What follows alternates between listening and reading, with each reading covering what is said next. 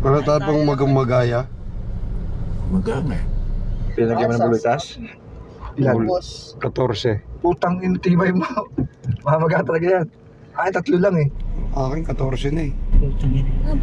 Paikot-ikot. Pag tinignan mo yung titi niya, Kuya Kadiri eh. Oo, siyempre. Paikot-ikot yung Mabilog yun. Ay, ang nilalagay ng plastic na ano eh. Plastic ba sa'yo? Jolen. Jolin. Eh, putang ina yun. Mamamaga talaga yan kasi ilang araw na yan. Yung petroleum lang yung tinurok kahapon. Ngayon papalagay ang dito sa pupunta na barya. Ini-meeting namin. Maria? 5 piso ang gusto ng ano niya eh. Ng girlfriend niya eh. Nagsabi lang naman, nagsuggest. Eto, gusto ipalagay agad eh. Masarap pa yan. Bakit pa yung 5 piso, paano ba yun? Umikot-ikot ba yun? Oh yeah, ang gusto kasi niya ilagay Parang ano, itatanim. Mm. Iikot-ikot siya. Mm. Ba't di na lang kaya piso na lang ilagay mo kaysa sa 5? Lalaki ng 5 eh. Baka yung limang bago ngayon, di yung dilaw. Yung dilaw. Putang laki nun. 3. Ate ko. 2 grades sa taas. Sabi.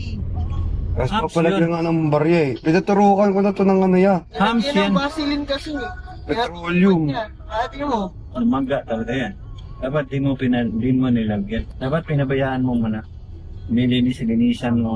Ang betadine ba? Betadine ang ano dyan eh. Kasi magaling na to. Kaya na to. Nilagyan mo ng petroleum jelly. Ayun nga eh. Hindi naman tato yan eh. Sabi ng Ay. girlfriend ko eh. Naku, wag ka man.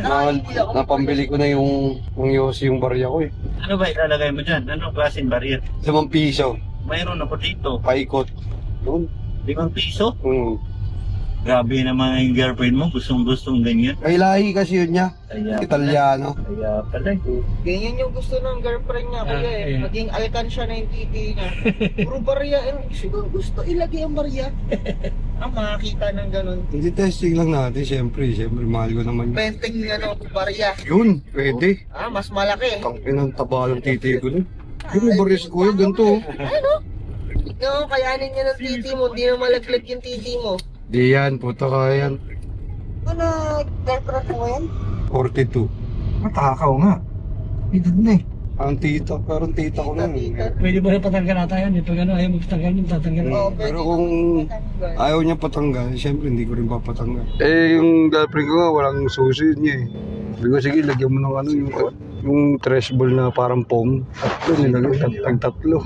Kaya pala malaki yung dibdib ng girlfriend mo. Yun nga yung pinalagay namin sa kanya. Sabi ko, lagyan ng fidget spinner sa ano nyo. Lutong.